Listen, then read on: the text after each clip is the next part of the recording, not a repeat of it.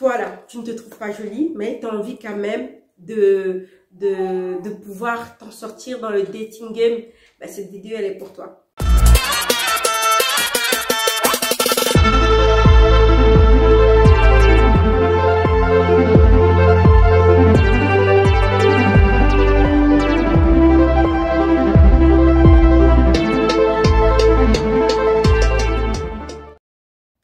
Salut les agamas et bienvenue dans cette nouvelle vidéo. Dans cette vidéo, je vais vous parler comment glow up intérieurement, c'est-à-dire comment être belle à l'intérieur. Parce qu'on parle beaucoup, le plus important c'est la beauté intérieure. La beauté extérieure va attirer l'homme, mais qu'est-ce qui va le faire rester? C'est la beauté intérieure. Et si du coup, si toi tu as envie d'avoir mes astuces pour une beauté intérieure en mode augmenté, en mode glow up, ben reste dans cette vidéo parce que je vais te donner toutes mes astuces qui m'ont permis en fait d'être belle à l'intérieur.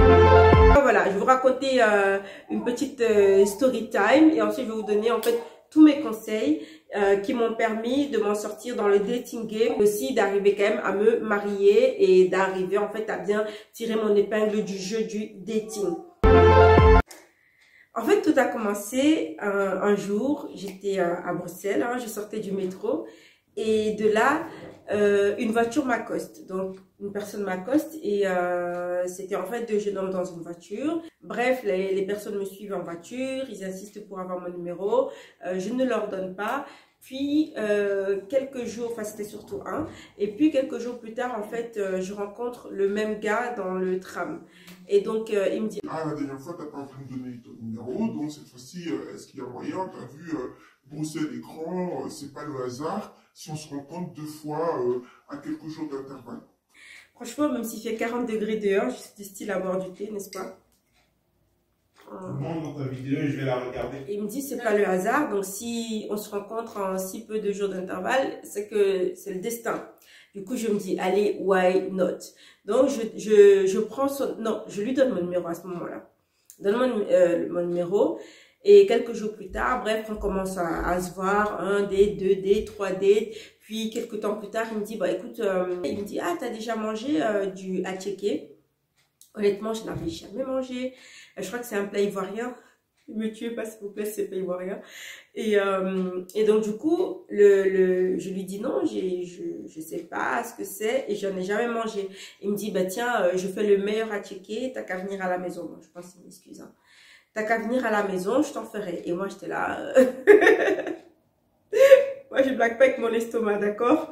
Et donc, du coup, j'ai accepté d'aller à ce rendez-vous. En tant qu'homme, il essaye de me faire passer à la casserole, hein, n'est-ce pas? Et donc, du coup, je refuse avec fermeté. Je dis non, non, non, moi, je suis pas venue là pour ça. Je suis vraiment venue pour checker, en fait. Je sais pas si tu avais des sublis, mais moi, il n'y avait pas de sublis. Je voulais vraiment manger à checker. Face à ma fermeté, eh ben, la personne me dit, mais... Tu sais pourquoi je t'ai dragué? Je dis, non, pourquoi tu m'as dragué? Il me dit... En fait, c'est parce que je te trouvais pas si jolie que ça. Ok. Oui. Les filles jolies, elles prennent énormément la tête. Et toi, j'espérais que tu me prendrais moins la tête. Le fait de se prendre ça comme ça en frontal, c'était quand même violent, je trouve. Du coup, là, à ce moment-là, je regarde vers la porte et je vois ma fierté qui est en train de se barrer. Elle est en train de gratter pour passer en dessous de la porte. Franchement, je ne sais pas comment réagir, je ne sais pas quoi dire et tout. J'ai dit, ah ok, je crois que j'ai dû répondre un truc débile du style parce que je me rappelle même pas avoir une réaction vraiment brutale ou quoi que ce soit. Je me rappelle juste être restée jusqu'à la fin parce que sur attiéké, il était vraiment bon. Attiéké poisson là et... Je me rappelle juste qu'à un moment donné, je lui ai dit qu'il fallait que je parte. Je lui ai dit qu'il fallait que je parte et il m'a dit oui, mais c'est parce qu'il était quand même tard. Hein, et il était censé me déposer en fait. Il m'avait dit tu viens, parce que j'étais venue en bus. Il m'avait dit bah écoute, au retour je te dépose. Et mais je me rappelle qu'il m'avait quand même déposé. Il m'avait pas déposé chez moi, mais il m'avait déposé à un arrêt de tram ou de je sais plus quoi. Je cogite dessus pendant quelques jours. Ça reste dans ma tête bien sûr. Je me dis pourquoi il m'a dit ça et tout, pour qu'il m'aurait dragué. Est-ce qu'il a fait ça par stratégie pour pouvoir, pour que je me sente blessée et que du coup je cède à ses avances pour que je me sente comme une moins que rien. En fait, je dis ah ben en fait je suis moche, limite là En fait, en gros, il se mettait un peu en mode, je suis mieux que toi. Je sais que je pourrais me taper plus, mais comme je veux pas de maux de tête, eh ben, je me tape toi, en fait. J'aimerais me taper une fille comme toi, mais malgré ça, tu arrives quand même à faire la fière. Alors que il n'y a pas de quoi faire la fière, en fait. C'est en gros ça. Tu fais la fière, mais il n'y a pas de quoi faire la fière. Il s'est dit, celle-là, elle va être facile. Il s'est dit, c'est une proie facile. Je sais que celle-là, je pourrais l'avoir facilement. Et d'un côté aussi, j'étais fière de moi en me disant, bon, voilà, il a cru. Il a fait à checker là vraiment pour rien. L'histoire m'avait un peu perturbée, mais ça ne m'avait pas non plus atteint plus que ça, de pas le fait que la personne, premièrement, elle ne me plaisait pas vraiment, elle me plaisait vraiment pas. En fait, ça venait de quelqu'un que je ne considérais pas spécialement. Raison pour laquelle ça m'a pas vraiment touchée, ça m'a pas ébranlé. C'est dans une phase de ma vie justement où je voulais me remettre en question, me reprendre en main, que ce soit physiquement, mentalement, spirituellement. Bon, quelques temps plus tard, j'ai voyagé et pendant ce voyage-là, j'ai fait une grosse introspection en moi. Donc en fait, vraiment les paysages australiens sont magnifiques. Donc ça vraiment, ça amène à la méditation. On se sent vraiment tout petit parce que c'est vraiment... En fait, on a l'impression d'être au bout du monde. Il y a des endroits, enfin, bref. Donc, ce qui a fait que j'étais vraiment partie pour ça, en fait, pour me dépasser, pour pouvoir, en fait, sortir de ma zone de confort et pouvoir, en fait, ajouter de la valeur à la personne que j'étais. Parce que j'étais dans une phase de ma vie un peu compliquée mentalement. Et donc, je m'étais dit que, sur les conseils d'une amie, donc, je pensais que j'avais vraiment besoin de me retrouver avec moi. Donc, j'ai fait énormément j'ai passé beaucoup de temps seule parce que voilà, je suis partie toute seule à l'autre bout de la terre, dans un pays, franchement, je ne savais pas parler la langue du pays. Et donc, il a fallu que je trouve un job, il a fallu que il a fallu vraiment m'adapter. Le travail que j'avais fait en Australie, j'ai commencé en fait à voir les fruits quand je suis revenue. Mon premier conseil, si vous aussi vous voulez glow up mentalement, c'est d'abord apprendre à se reconnecter avec soi-même. C'est-à-dire beaucoup de méditation, beaucoup de méditation. Si vous avez des journaux intimes par exemple, relisez-les parce que moi j'ai toujours eu des journaux intimes depuis je crois l'adolescence. Donc je les ai relus, j'ai relu quels étaient mes rêves et donc et le genre de vie que je voulais mener quand j'étais plus jeune et voir si actuellement, est-ce que je suis sur ce chemin-là? Quelles modifications je dois faire actuellement pour pouvoir être sur ce chemin-là? C'est beaucoup d'introspection. Ce n'est pas de journal intime. Vous pouvez même vous poser la question, qui suis-je? Qui ai-je envie d'être? Qui est-ce que j'admire? Parfois, voilà, c'est un modèle que tu admires. Tu te dis, ah, j'aimerais trop...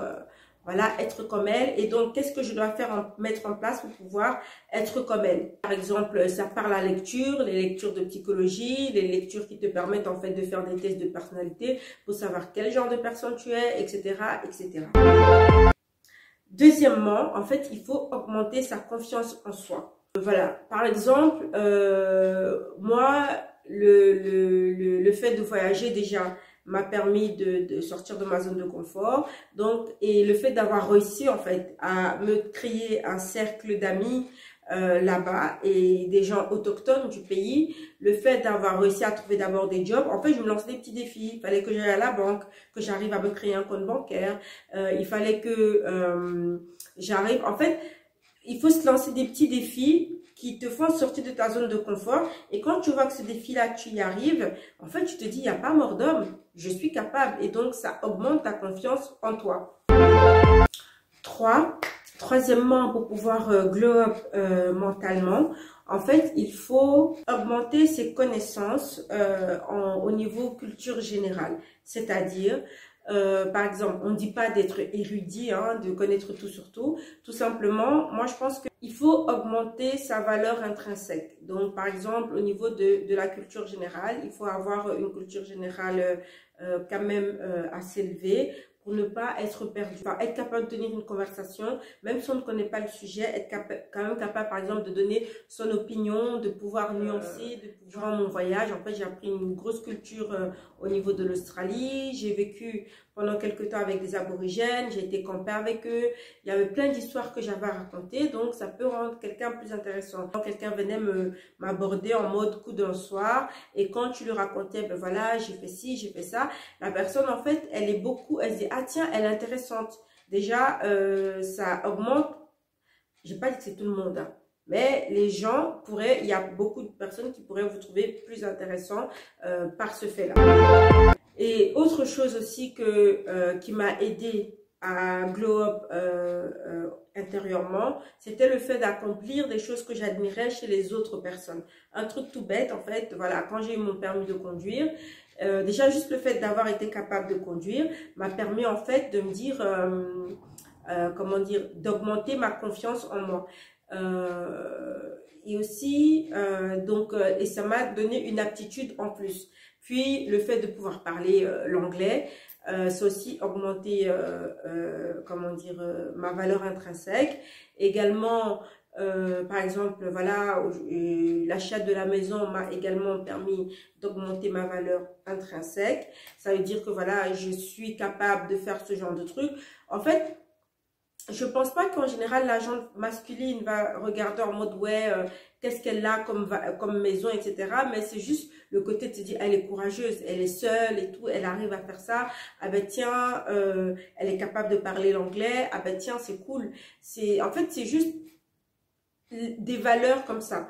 Si tu peux avoir aussi un diplôme, je pense qu'il y a aussi des hommes qui sont intéressés à se dire ben tiens, ça dit d'elle. Qu'elle a quand même une certaine capacité de réfléchir, ou alors ça dit d'elle qu'elle est capable d'apprendre des leçons par cœur. Et de les répéter comme un mouton. Non, non, là je fais la rageuse parce que j'ai pas de gros diplôme.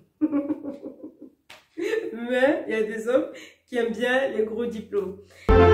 Il faut plus que tout s'aimer profondément et se prioriser, s'aimer et se prioriser.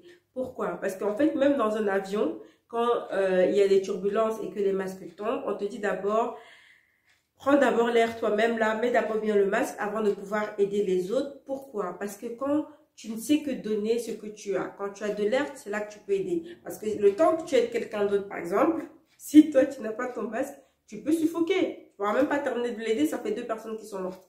Et donc du coup, là, tu donnes ce que tu as. Donc, quand tu as de l'amour pour toi, tu es capable d'en donner correctement à quelqu'un d'autre. Et le fait de se... Et bébé s'est réveillé correctement. Et aussi, quand tu t'aimes, tu ne restes pas dans des relations toxiques. C'est-à-dire dans des relations où le mec, il a cuisiné à checker simplement parce qu'il voulait te sauter dessus. Donc, tu fuis parce que tu t'aimes trop. Voilà. Très important aussi, il faut soigner son apparence. Voilà. On sait que les femmes sont attirées par le portefeuille, n'est-ce pas? Et les hommes, ils sont attirés par ce qu'ils voient. Donc, c'est des créatures très primaires, Dixit, mon grand frère. Et donc, il m'a dit... Nous sommes des créatures primaires. Nous, on veut seulement ce qu'on voit. On veut la beauté, on veut la tranquillité. On veut manger, on veut être tranquille, on veut que ce soit beau. Donc, il faut que ce soit beau. Donc, ça veut dire que, bon, si tu n'es pas belle, par exemple, si tu te considères pas comme étant belle, donc tu peux quand même avoir, par exemple, un bon style. Je veux dire, il y a des choses sur lesquelles tu peux pas agir. Ça, on s'en fout. Tu vas dire les traits que mes parents m'ont donnés, tu peux pas agir dessus, oui. Mais tu peux agir sur ta propreté, sur le fait que tu as l'air élégante. Je veux dire, c'est du charme, en fait. Il y a la beauté, certes, mais aussi le charme. Et le charme, tu peux travailler dessus pour l'augmenter. Travailler également sur ton poids. Je veux dire, aller faire du sport, faire attention à ton alimentation. Tu peux être moche, mais tu n'as pas besoin d'être obèse. Tu peux être moche, mais tu n'as pas besoin d'être négligé physiquement. Tu peux être moche, mais voilà, il y a des filles moches, elles arrivent vraiment à attirer des hommes importants, par le fait qu'elle a un charme, elle a une confiance en elle. Tout ça fait que cette fille-là, elle devient intéressante.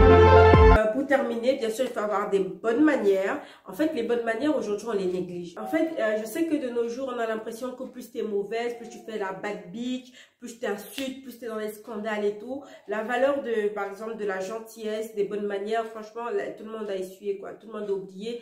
Et même dans un groupe, à l'époque, quand je travaillais, tu te sentais... je me rendais vraiment compte à quel point le monde il est en dérive, parce que c'était les plus grandes gueules, les personnes les plus méchantes qui étaient les plus respectées. C'était celles qui étaient le plus écoutées parce qu'elles crient plus fort que l'autre. Ben voilà, tout le monde a tendance à dire ouais, elle au moins elle est authentique.